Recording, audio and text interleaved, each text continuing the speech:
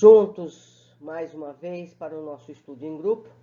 Estamos estudando o quarto livro, André Luiz e Chico Xavier, Obreiros da Vida Eterna, que nos fala sobre a vida no mundo espiritual.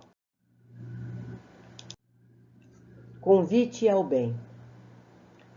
Antes de iniciar os trabalhos de nossa expedição socorrista, o assistente Jerônimo conduziu-nos ao Templo da Paz, na zona consagrada ao serviço de auxílio, onde, estabelecido instrutor, comentaria as necessidades de cooperação junto às entidades infelizes, nos círculos mais baixos da vida espiritual que rodeiam a crosta da terra.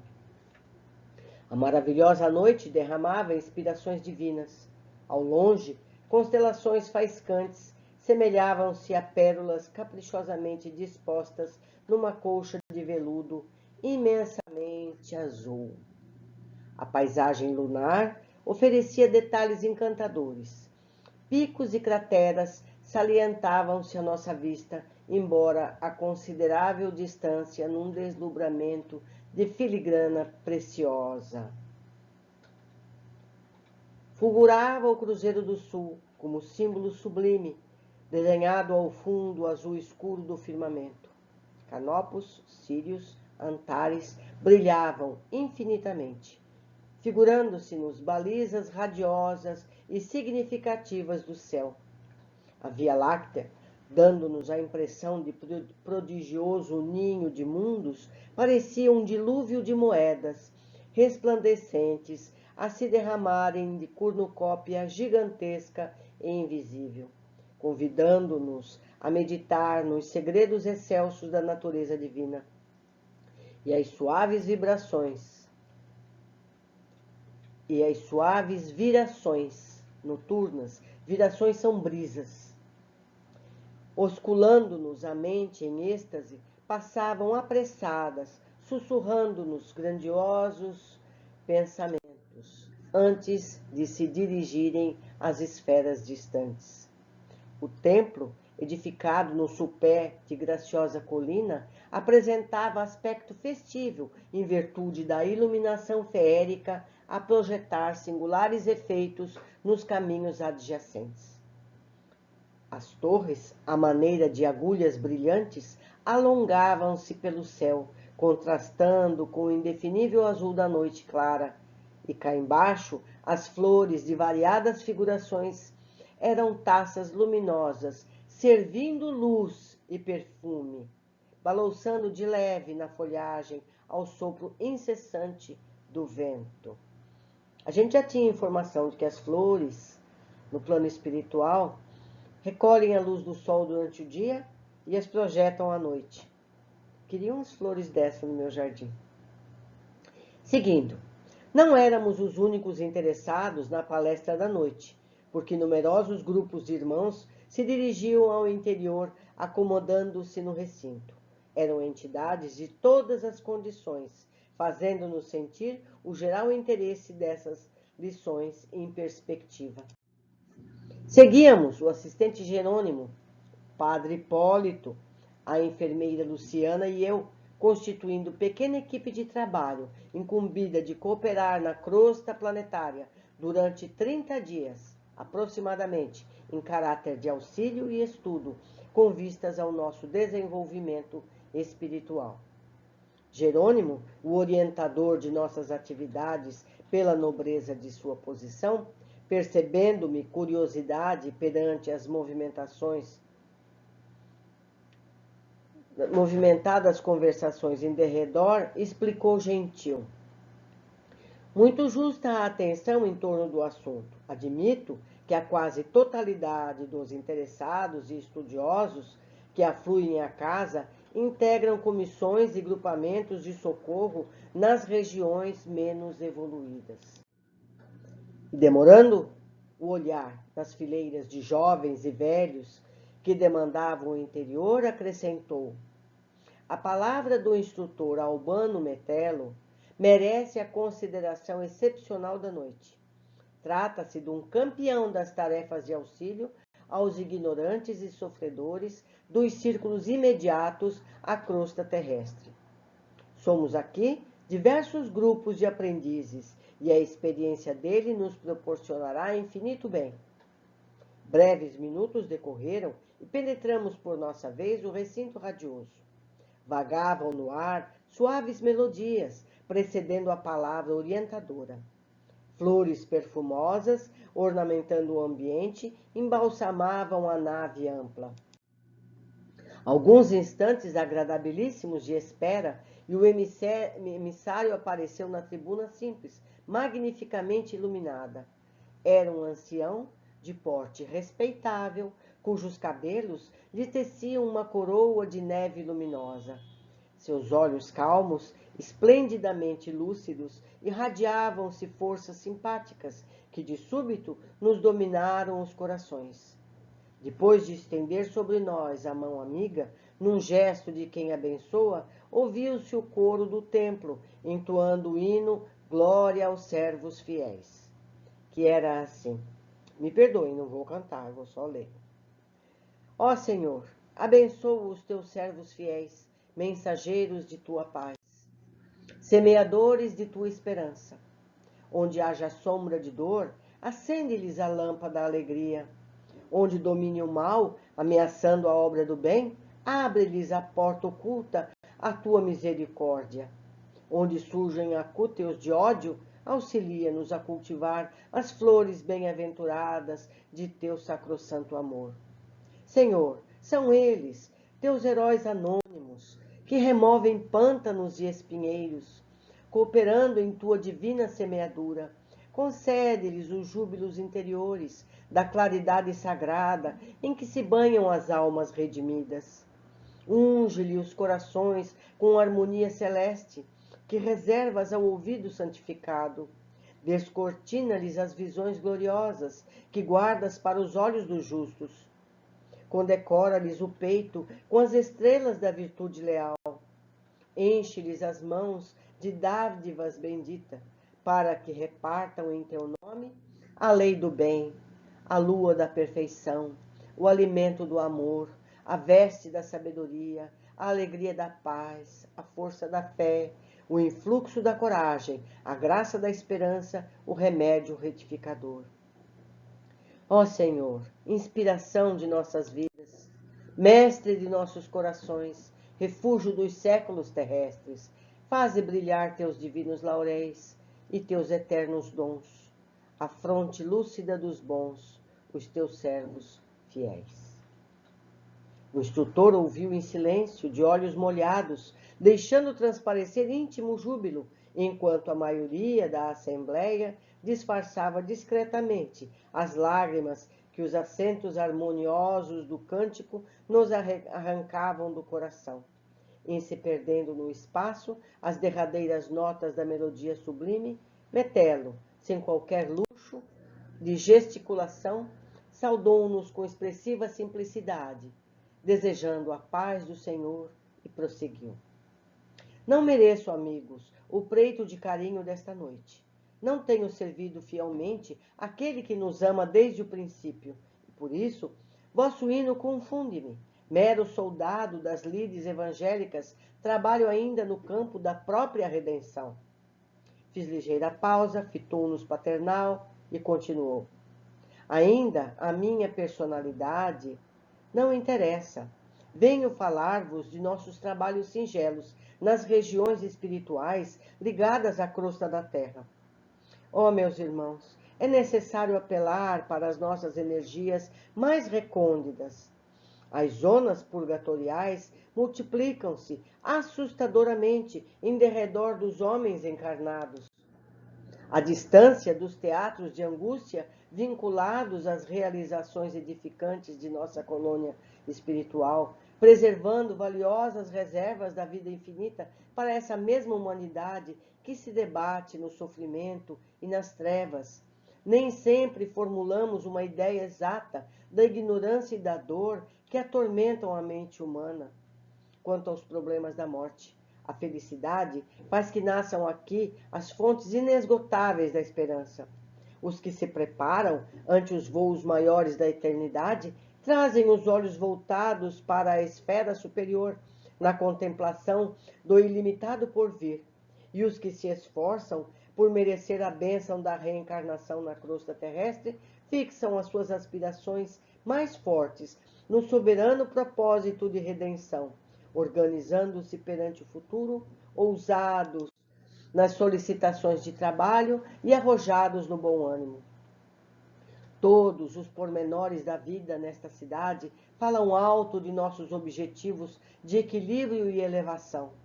Não longe de nós, começam a brilhar os raios da alvorada radiante dos mundos melhores, convidando-nos à visão beatífica do universo e a gloriosa união com o divino.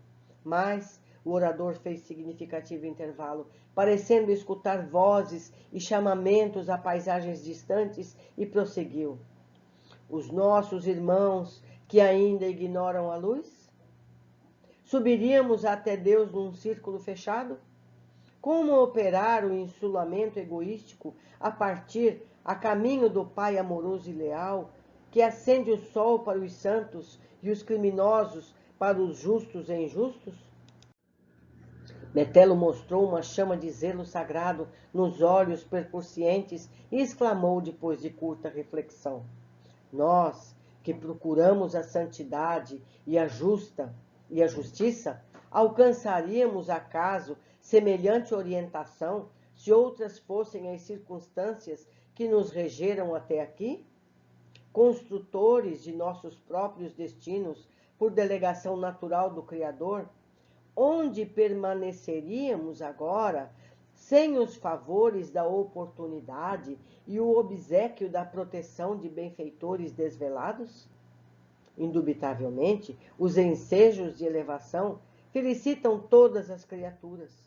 No entanto, é imprescindível ponderar que a bênção da fonte pode converter-se em venenosa água estagnada se a trancamos num poço incomunicável. E as dádivas recebidas por nós são inúmeras e os dons que nos foram distribuídos imensos. Seria completo o nosso regozijo, havendo lágrimas atrás de nossos passos? Como entoar hinos de hosana à felicidade sobre o coro de soluços? Nobilíssimo todo o impulso de atingir o cume. Entretanto, que veremos após a ascensão?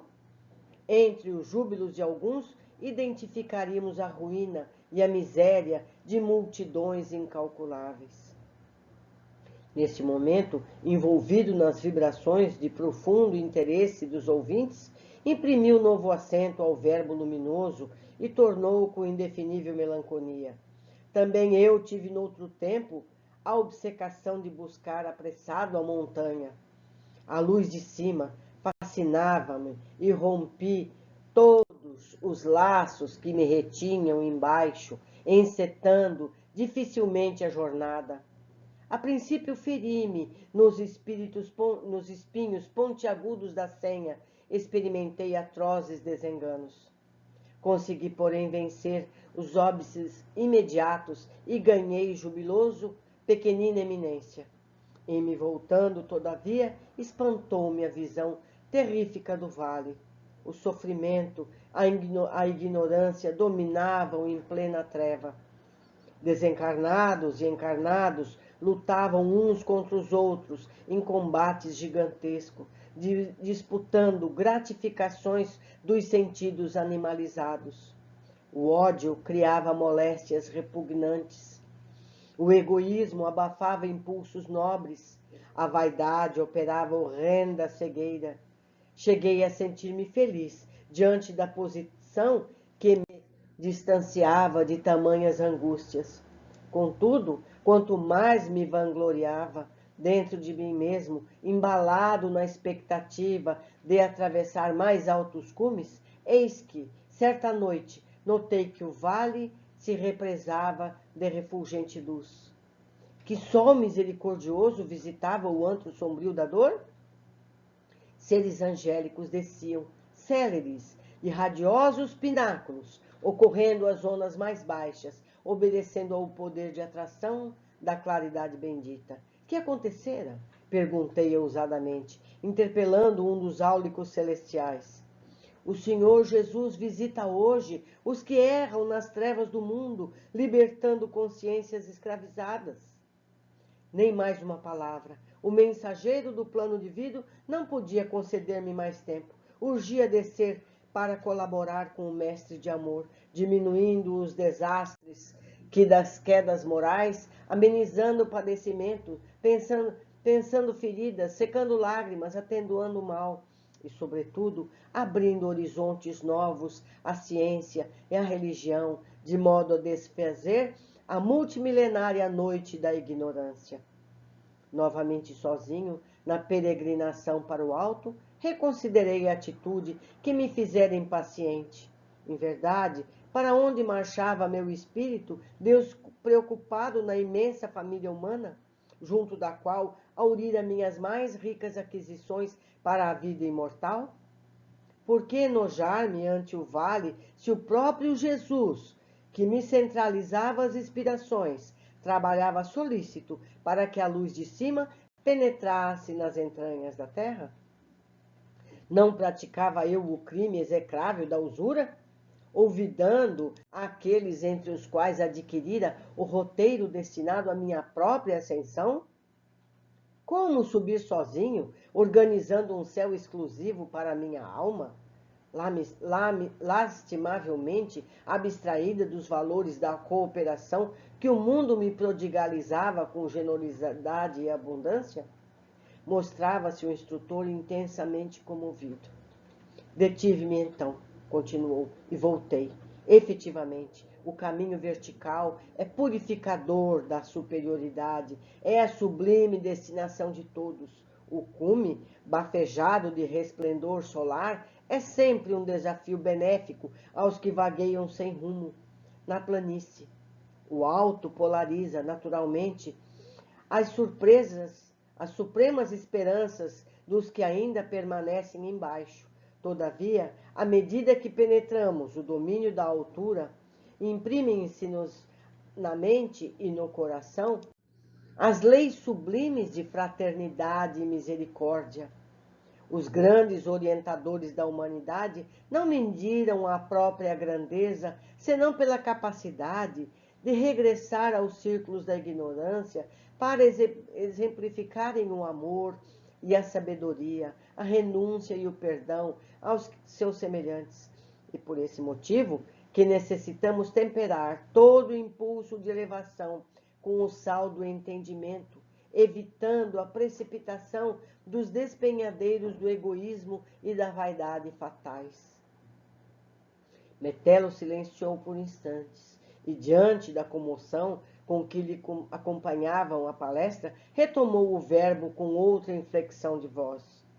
Outrora, quando nos envolvíamos ainda nos fluidos da carne terrestre, supunhamos com desacerto que a vaidade e o egoísmo somente poderiam vitimar os homens encarnados. A teologia, não obstante o ministério respeitável que lhe está afeto, enclausurava-nos a mente em fantasiosas concepções do reino da verdade.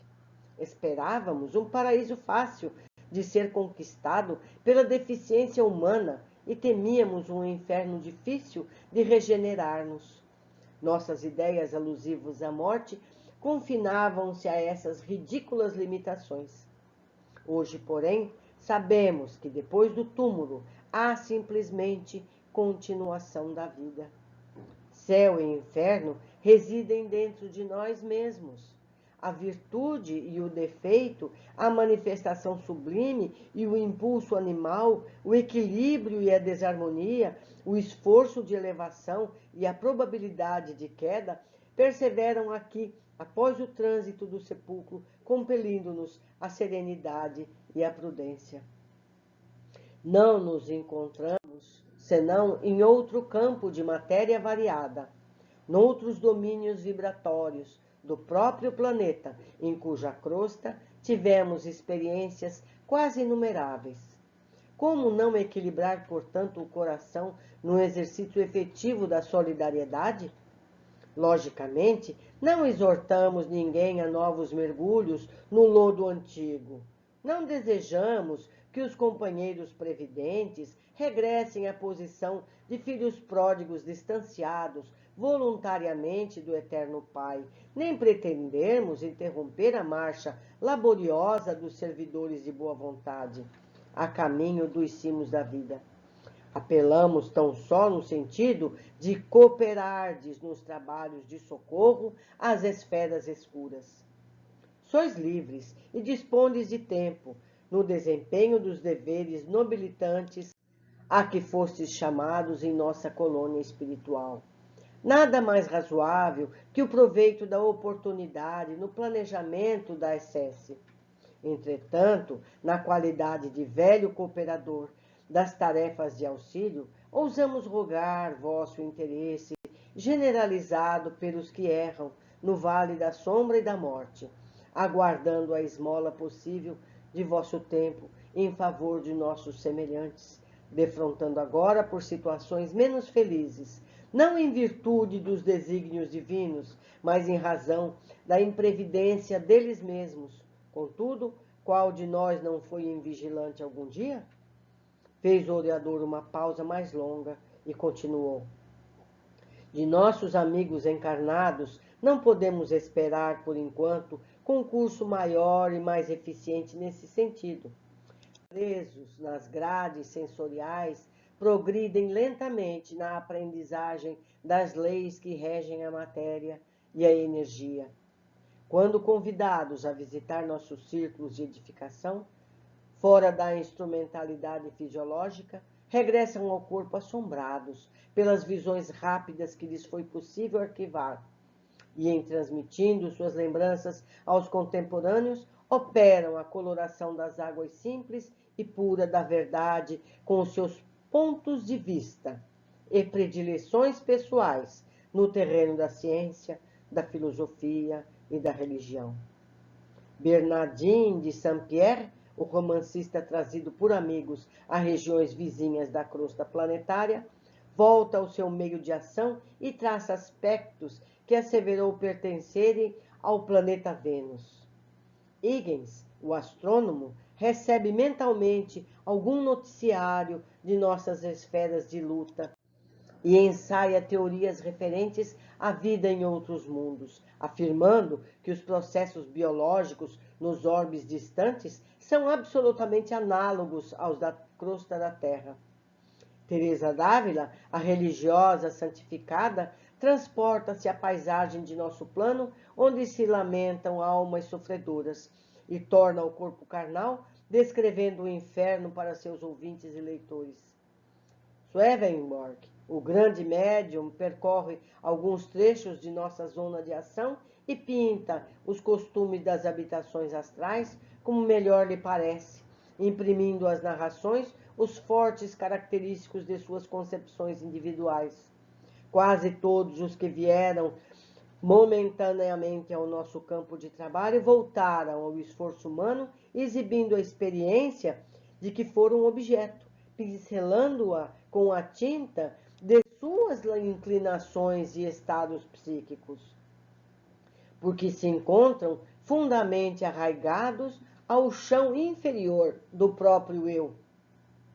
Acreditam em chegar a outros mundos em situações igual à Terra, nosso maravilhoso templo, cujas dependências não se restringem à esfera da crosta, sobre a qual os homens de carne pousam os pés. A Terra é também nossa grande mãe, cujos braços acolhedores se estendem pelo espaço além, ofertando-nos outros campos de aprimoramento e redenção. Modificando a inflexão de voz, prosseguiu. As criaturas, porém, atravessam breve período de existência no mundo carnal.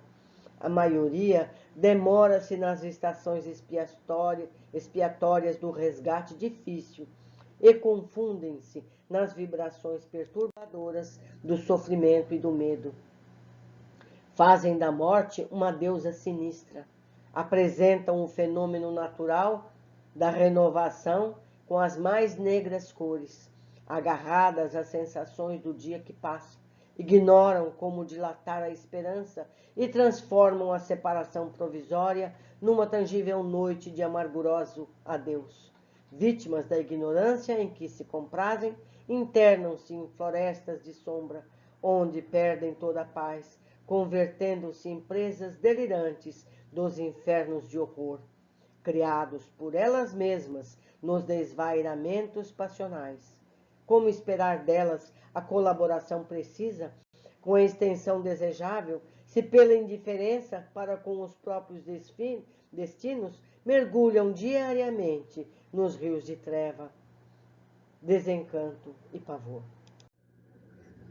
Unamo-nos, portanto, auxiliando-as, segundo os preceitos evangélicos, descortinando-lhes novos horizontes e aclarando-lhe os caminhos evolutivos. De olhos fulgurantes, ineblinados de lágrimas pela evocação, talvez de quadros das esferas sombrias que não nos eram dado conhecer, Metelo manteve-se longos instantes em silêncio, voltando a dizer em tom de súplica: recordemos o Divino Mestre e não desdenhemos a honra de servir, não de acordo com os nossos caprichos pessoais, porém de conformidade com os seus desígnios e suas leis. Campos imensuráveis de trabalho aguardam-nos a cooperação fraterna, e a semeadura do bem produzirá a nossa felicidade sem fim. Falou comovedoramente por mais alguns minutos e em seguida invocou as forças divinas, arrancando-nos lágrimas de intraduzível alegria. Raios de claridade azul brilhante choveram no recinto, proporcionando-nos a resposta do plano superior. Transcorridos alguns momentos de meditação, Metelo fez exibir num grande globo de substância leitosa, situado na parte central do templo, vários quadros vivos do seu campo de ação nas zonas inferiores. Tratava-se de fotografia animada, com a apresentação de todos os sons e minúcias anatômicas inerente às cenas observadas por ele em seu ministério de bondade cristã. Eu deveria ter marcado tudo isso em amarelo. É fantástico. Infelizes desencarnados em despenhadeiros de dor imploravam piedade. Monstros de variadas espécies, desafiando as antigas descrições mitológicas, compareciam horripilantes ao pé de vítimas desventuradas. As paisagens analisadas de tão perto, através do avançado processo de fixação das imagens, não somente emocionavam, infundiam terror. Na intimidade da massa leitosa em que eram lançadas, adquiriam expressões de vivacidade indescritível. Apareciam soturnas procissões de seres humanos despojados do corpo, sob céus nevoentos e ameaçadores, cortados de cataclisma de natureza magnética. Pela primeira vez, contemplava eu semelhante demonstração, sem disfarçar a emoção, para onde se dirigiam aquelas fileiras imensas de espíritos sofredores?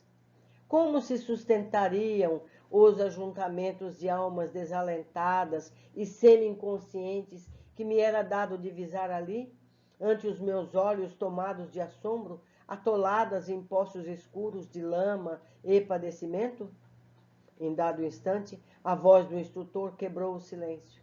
Diante de um quadro extremamente doloroso, exclamou em voz firme: muitos de nós sabeis que tenho nesses centros expiatórios os que me foram pais bem-amados na derradeira experiência vivida na carne.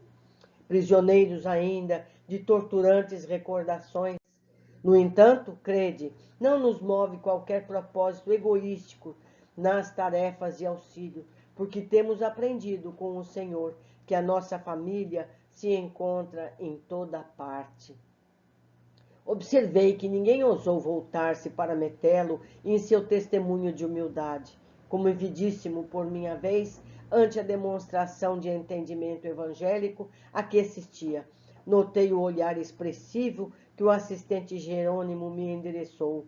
Ao término do noticiário animado e sonoro, que procurei alijar de mim mesmo a preocupação de algo saber acerca do drama particular do orientador, anulando meus inferiores impulsos de mera curiosidade.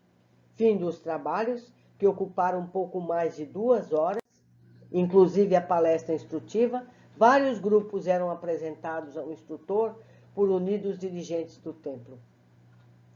Tive a impressão de que a Assembleia, em sua feição quase integral, era constituída de legítimos interessados nos trabalhos espontâneos de ajuda ao próximo.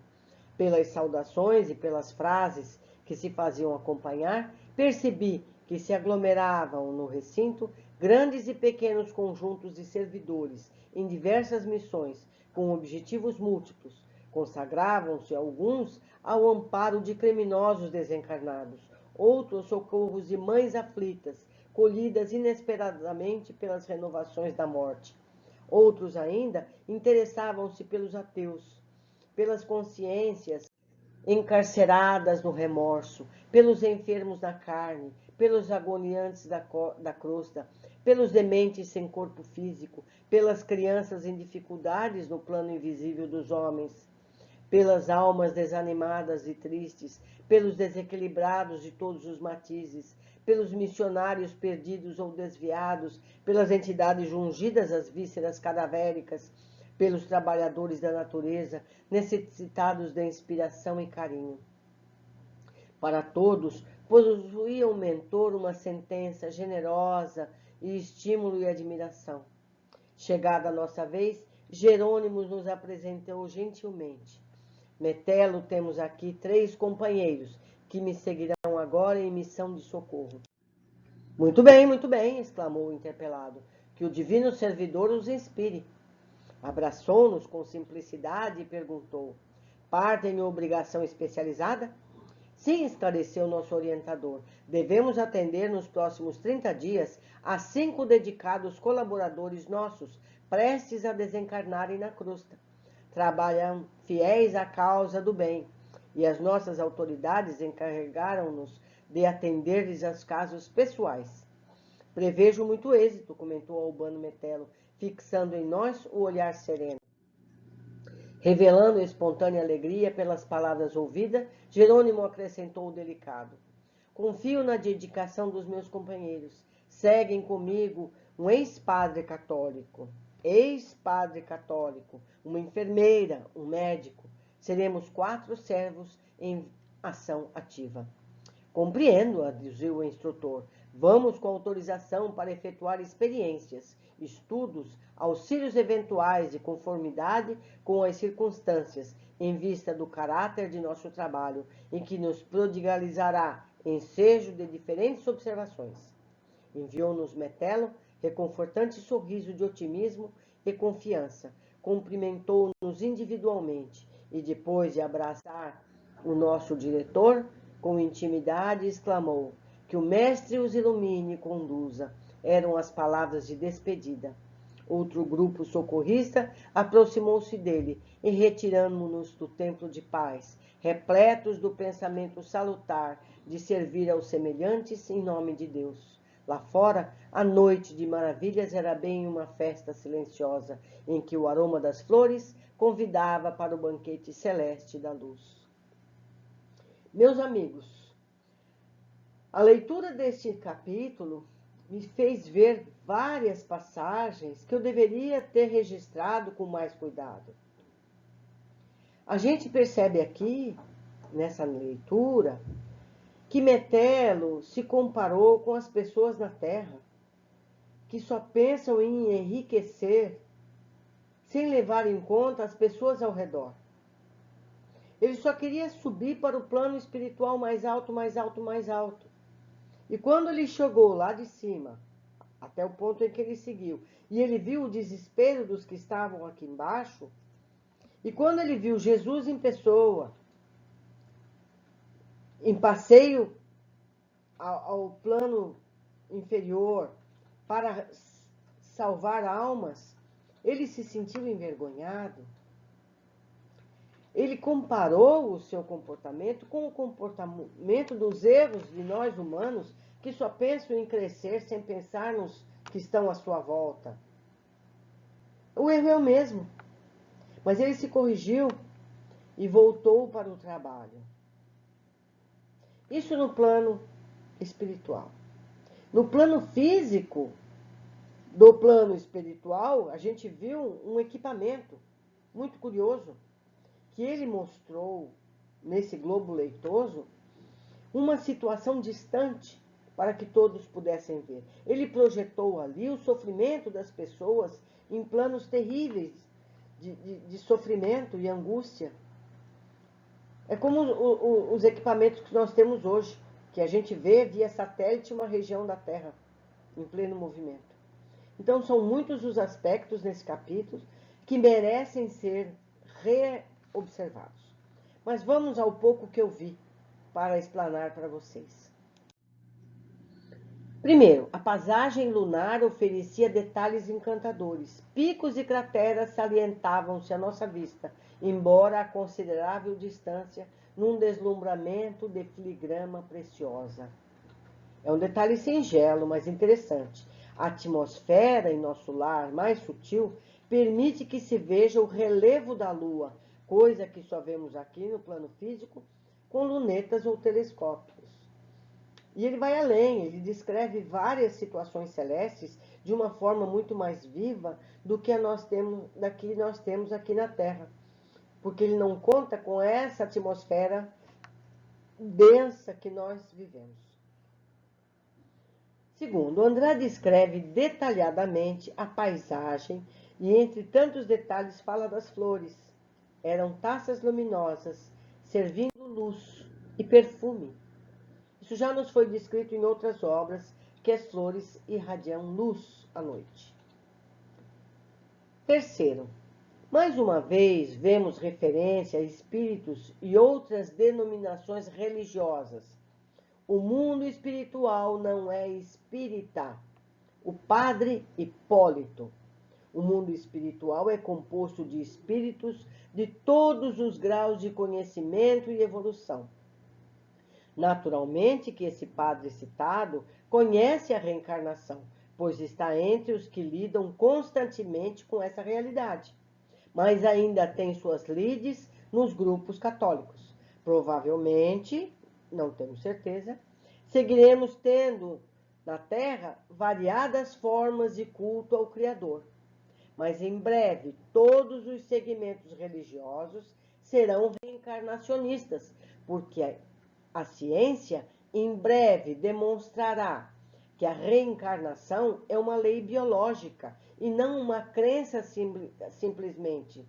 Assim como quando foi provado que a Terra não era plana, não era o centro do universo, que tínhamos uma rota em volta do Sol. No passado, quem não acreditava que a Terra fosse plana e que o Sol que girava em volta, essa pessoa era morta, era sacrificada como herege. Veja só, é o que acontece agora quando a gente fala em reencarnação. Outros segmentos não acreditam nisso, acham que nós somos demoníacos por acreditar nisso. Então, todo conhecimento progride. E em breve, segundo Bezerra de Menezes, serão os médicos que vão provar que a reencarnação é uma lei, como é nascer, crescer, trocar os dentes e tudo na vida. Vamos aguardar por esse dia. 4. No cântico de abertura, em nenhum momento foi pedido abrandar ou livrar. As súplicas foram de forças, empenho, coragem nas tarefas a serem desempenhadas. A nossa tendência nas preces é sempre pedir que nos retirem os problemas, os sofrimentos, as provas. Essa não é a solução. Precisamos entender que as situações, todas elas, são para o nosso crescimento. Precisamos é de convicção, de determinação para seguir o caminho correto que nos levará ao crescimento. Precisamos resiliência. Não quer dizer aceitar os problemas e fim. Não. Nós precisamos entender o que cada situação difícil nos traz em aprendizagem. Por que será que agora eu preciso depender de usar uma roupa usada que outro vai me dar? Será que eu não tenho que aprender que o luxo de usar uma roupa de marca, caríssima, é completamente desnecessário? Será que eu não tenho que aprender com a fome que o alimento é sagrado e eu não devo desperdiçá-lo? Então a gente deve sempre se perguntar: o que eu devo aprender com este problema que eu estou vivendo, seja ele físico ou até mesmo emocional? Quando a gente aprender a fazer esse questionamento e traçar uma rota de correção do problema, primeiro, o que nos aflige vai ser mais leve. E segundo, essas aflições vão começar a diminuir, porque nós estamos ascendendo em entendimento. Já não vamos precisar de lições tão duras. Quinto, as zonas purgatoriais multiplicam-se assustadoramente em derredor dos homens encarnados. Lembrando, sempre que as linhas estão em amarelo, são cópias fiéis do texto. Certo? Multiplicam-se por nossa insistência na ignorância, egoísmo, atitudes criminosas de todo tipo. São nossos pensamentos e ações que contribuem para o esclarecimento das regiões infelizes e sombrias. E também cabe a todos nós que essas regiões se desfaçam. Mais amor, solidariedade e benevolência. Felizmente, temos visto crescer as atividades em grupo de apoio a todo tipo de carências. Temos visto combate sistemático de atividades equivocadas em todos os campos de ação da humanidade. Leis contra o racismo, violência doméstica, entre tantas outras que não convém listar. A humanidade vai melhorando lentamente, mas vamos evoluindo como é a lei. Albano afirma: começam a brilhar os raios da alvorada radiante dos mundos melhores. Entre os júbilos de alguns, identificaríamos a ruína e a miséria de multidões incalculáveis. Ou seja, não podemos seguir para esses dias deixando para trás os retardatários pela ignorância. Não seríamos felizes nos lembrando deles. É preciso que busquemos ajudar a todos para que sigamos juntos nesse caminho para dias felizes. E lembra ainda que nós mesmos já precisamos, no passado, de ajuda para sairmos do poço da ignorância muito maior que o atual. Ou será que a gente acha que sempre foi assim como somos hoje? Será que no passado distante, quando talvez vivêssemos até em outro planeta mais atrasado, a gente não foi bárbaro? Será que a gente também não matou, não roubou? Será? Vocês acreditam? Eu tenho a certeza que boa bisca não fui. Então precisamos ajudar aqueles que, como nós no passado, tiveram ajuda para chegar onde nós estamos hoje. Somos ainda ignorantes, mas fomos piores. Temos que aceitar a nossa responsabilidade em auxiliar aqueles que vemos hoje como ignorantes. Cabe a cada um de nós, uma gotinha de luz que seja, é colaboração.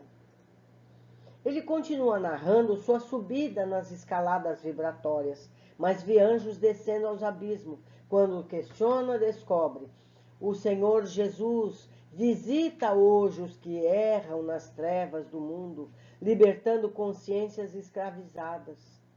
Ou seja, não podemos ascender sozinhos. Temos que nos apoiar, esclarecer com o pouco que sabemos. Só assim teremos segurança e satisfações verdadeiras. É a mesma coisa aquele que se encontra numa situação de penúria eventual. Digamos, nos perdemos, não sabemos o caminho de casa, na nossa mochila do acampamento, temos apenas alguns pedaços de pão, chocolate, um pouco de água. O que a gente faz? A gente não reparte o pouco que temos entre aqueles que foram acampar conosco até que a gente encontre o caminho certo? É a mesma coisa. É a mesma coisa. O nosso pouquinho de conhecimento pode ser repartido àqueles que sabem menos. Não vamos evitar essa atitude porque vão rir de nós, porque vão nos chamar de loucos. Não é verdade? Iludidos. Esses espíritas são loucos, não vamos ouvi-los. Não vamos ligar para esse comportamento. Vamos informar o pouco que sabemos. E vamos estar mais felizes por termos doado. O que a pessoa vai fazer com esse pouco, cabe a ela decidir. Mas não vamos negar. Seguindo, Metelo continua o relato da sua ascensão acelerada e solitária, da qual se arrepende. Fala da ideia equivocada de que a vaidade está apenas entre os que vivem na matéria. Ele era vaidoso, ele queria subir, eu sou iluminado. Ele mesmo percebe o seu erro e diz: hoje, porém, sabemos que depois do túmulo há simplesmente continuação da vida. Ou seja, continuamos a ser o que sempre fomos. Céu e inferno residem dentro de nós mesmos. A virtude e o defeito, manifestação sublime e o impulso animal, o equilíbrio e a desarmonia, o esforço de elevação e a probabilidade de queda perseveram aqui, após o trânsito do sepulcro, compelindo-nos à serenidade e à prudência. Apelamos tão só no sentido de cooperardes nos trabalhos de socorro às esferas escuras.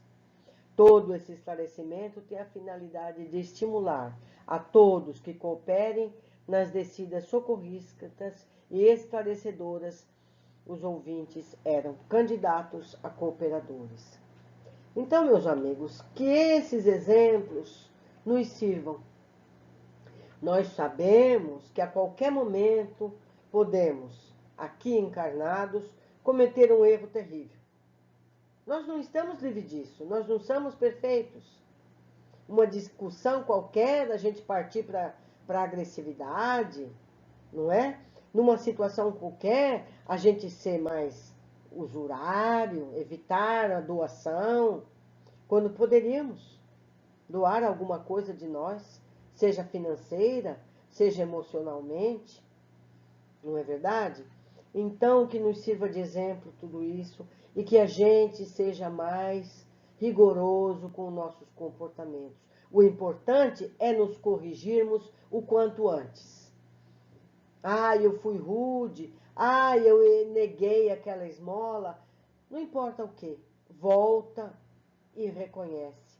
Assim como o Metelo fez, em grande estilo, façamos nós nos pequenos, porque assim a gente vai se treinando. Aguardo vocês no próximo capítulo e aguardo também que vocês se manifestem nas partes em que eu deixei de citar, nos ajudem em grupo a nos esclarecer. Comentem na área de comentários, seja do YouTube, seja do Facebook, para que possamos juntos crescermos, como nos ensinou Metelo.